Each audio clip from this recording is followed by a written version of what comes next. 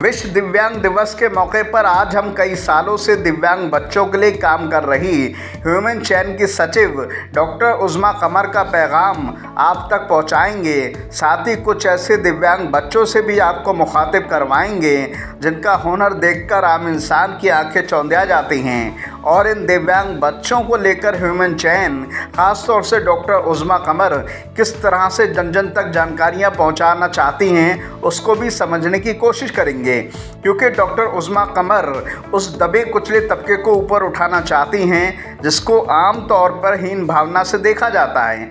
तो आइए विश्व विकलांग दिवस पर ये ख़ास रिपोर्ट देखते हैं। को विश्व विकलांगता दिवस की हार्दिक शुभकामनाएं। कुछ लोग इसे विश्व विकलांगता दिवस कहते हैं, कुछ लोग अंतर्राष्ट्रीय दिव्यांग जन दिवस कहते हैं।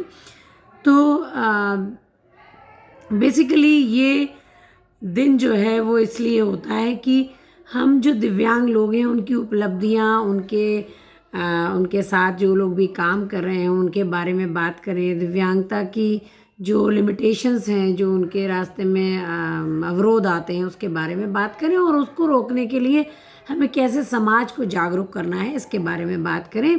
लगभग 18 वर्ष से मैं as a therapist, as a special educator, as a developmental therapist और एज अ काउंसलर इस फील्ड को मैं अलग अलग तरह से अपनी सेवाएं देती आ रही हूँ। लेकिन आज भी मैं ये महसूस करती हूँ कि जो दिव्यांगता है वो लोगों में, बच्चों में ना होकर हमारे कहीं ना कहीं हमारे मानसिक स्तर पर है, जिसकी वजह से जो है अभी हम उनको एक्सेप्ट नहीं कर पाते हैं पूरी तरह से। जबकि हम ये जानते हैं कि दिव्यांगजनों को हर अधिकार है, वोट का अधिकार है, पढ़ने का अधिकार है, सीखने का अधिकार है, अपनी तरह से जीने का अधिकार है। लेकिन कहीं ना कहीं जागरूकता की कमी के कारण आज भी वो इस मुख्य धारा से नहीं जुड़ पा रहे हैं। तो हमारे जैसे जितने भी सामाजिक संगठन हैं या जो सोशल एक्टिविस्ट हैं, सबका ये रोल होना चाहिए कि हम दिव्यांगजनों को मुख्य धारा से जोड़ें। इसी को ध्यान में रखते हुए ह्यूमन चेन संस्था ने अपनी एक दिव्यांग लाइन करके एक हेल्पलाइन स्टार्ट की है, जिसका शुभारंभ कल दिव्यांगता सशक्तिकरण अधिकारी श्री चमन सिंह द्वारा किया गया और UP health and child rehabilitation centre में ये हेल्पलाइन का ऑफिस बनाया गया है और यहाँ से ही सारी सेवाएं भी दी जाएंगी। ये कोशिश ये की जा रही है कि ये हेल्पलाइन 24/7 यानी कि 24 घंटे और 7 दिन काम करे, जिसमें अगर किसी कारणवश आपकी इमीडिएट हेल्प ना हो पाए लेकिन आपकी हेल्प ज़रूर की जाएगी। आपको रिलेटेड अधिकारी से, रिलेटेड थेरेपी से, रिलेटेड चिकित्सक से जोड़ा जाएगा और आपकी जो भी दिव्यांगजन हैं उनकी सभी मुश्किलों को आसान किया जाएगा। हम कोशिश कर रहे हैं कि जो भी थेरेपीज़ हैं वो एक ट्रेंड थेरेपिस्ट, जो जहाँ भी प्रशिक्षित थेरेपिस्ट जहाँ भी अवेलेबल हो उसके द्वारा आपको ये सेवाएं दिलाएं। तो इस हेल्पलाइन को स्प्रेड करने में, इस हेल्पलाइन को जन जन तक पहुंचाने में ह्यूमन चेन की सहायता करिए और ज़्यादा से ज़्यादा लोगों को मुख्य धारा से जोड़ने में हमारी ह्यूमन चेन की और हर उस सोशल एक्टिविस्ट की मदद कीजिए, हर एक उस थेरेपिस्ट की मदद कीजिए जो कि दिव्यांग जनों के लिए कुछ करना चाहता है। यही इस मौके पर मेरी आपसे विनती है। और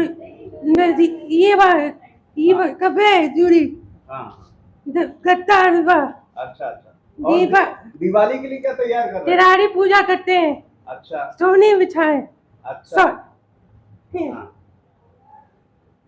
समझा? अच्छा। और अभी आगे का क्या प्लान है, कहाँ जाने की तैयारी? World game. अच्छा, क्या करेंगे वहाँ जाके? सुनो शूज 2000 जनवरी में जाएंगे? 24 में 2025 बिक्री। हाँ। English maths. अच्छा अच्छा। हाँ, न्यूज़पेपर भी पढ़ते हैं? न्यूज़पेपर पढ़ते हैं। अच्छा, फेसबुक चलाते हैं? फेसबुक चलाते हैं। अच्छा, फेसबुक पे क्या क्या चलाते हैं? इंस्टाग्राम और फेसबुक, व्हाट्सएप। अच्छा, व्हाट्सएप चलाते हैं। मेरा नाम अनीस सिंह। अच्छा, आप कहाँ पढ़ाई कर रहे हैं? मैं पढ़ाई जो यहाँ पढ़ रहे हैं, क्या जगह का नाम क्या है, स्कूल का नाम क्या है? स्कूल नाम, थोड़ा बताने की कोशिश करिए। हाँ, माई माई स्कूल स्कूल का नाम हाँ, बोलिए, कुछ जीवन धारा ऐसी कुछ बोलिए, कोशिश करिए। जीवन धारा। हाँ, अच्छा अच्छा। और क्या क्या सीखते हैं यहाँ? सीखते। हाँ, तो सीखते हैं यहाँ पर क्या क्या चीजें सीखते हैं? हाँ सर। अनी आप क्या बनाया है आपने बताओ। आपने क्या क्या बनाया है? मैं लिफाफा और अच्छा, और वासु कैसे दोस्त हैं आपके, अच्छे दोस्त हैं, कैसे हैं? अच्छा है। पशु की फैन है। अच्छा, खुश है आपके ये। अच्छे दोस्त हैं, सबसे अच्छे दोस्त हैं। हाँ, मैं तो पसंद की बाहर क्या है ये अच्छा। ये दोस्त है।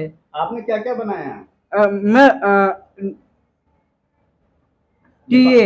बता रही हैं, लिफाफा बहुत बढ़िया बनाते हैं। हाँ, लिफाफा और टीए और मैट बनाया ना। मेड और हम्म, आराम से बताइए, कोई बात नहीं। टिपक टिपक। अच्छा, ये बताइए, आज तो साफ सफाई करी गई थी? हाँ भाई।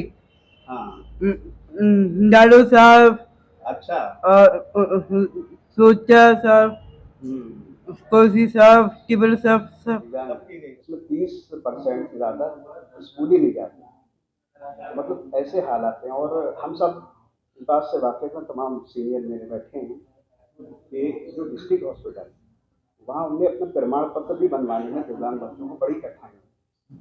हम मतलब रोजगार की बात तो बाद में करते हैं, ये बेसिक चीज़ है। इसके लिए आपका कोई सुझाव है? एजुकेशन में कैसे बढ़ा बहुत- सकें? मोदी गवर्नमेंट बहुत काम कर रही है, लेकिन सुधार की गुंजाइश तो हमेशा रहती बहुत अच्छी बात आपने कही है। उच्च शिक्षा में हमने 4 से 5% आरक्षण कर दिया, लेकिन उच्च शिक्षा तक हमारे दिव्यांग नहीं पहुंच पा रहे हैं, क्योंकि प्राथमिक शिक्षा में ही उनके बाधाएं हैं। तो यही काम मैं बताया ना कि ह्यूमन चेन और स्वयंसेवी संस्थाओं को करना है, कि ऐसे बच्चों को घर घर जाके चिन्हित करना और चिन्हित करके इनको स्कूल में दाखिला दिलाना। और जो 2016 का कानून है उसमें स्पष्ट लिखा है कि कोई भी सरकारी स्कूल हो, प्राइवेट स्कूल हो, ये इसलिए उस बच्चे को शिक्षा नहीं दे सकता है कि वो दिव्यांग है।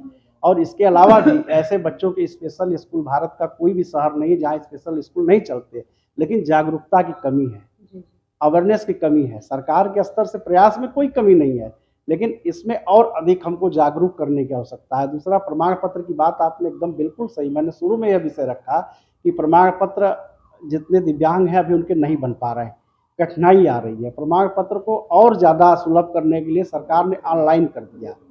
अब कोई भी दिव्यांग अपने घर से ऑनलाइन कर, चूँकि अब यह बिना डॉक्टर, कोई डॉक्टर साहब हमारे साथ बैठे हैं, इतने बड़े डॉक्टर हैं, तो बिना देखे कोई भी डॉक्टर किसी का प्रमाण पत्र नहीं दे सकता कि वह कितने % दिव्यांग है, तो जाना पड़ता है। तो इसको और हम सुलभ कर सकते हैं, जैसे सप्ताह में 1 दिन हर उत्तर प्रदेश में सिर्फ सोमवार को बनता है पूरे उत्तर प्रदेश के अंदर।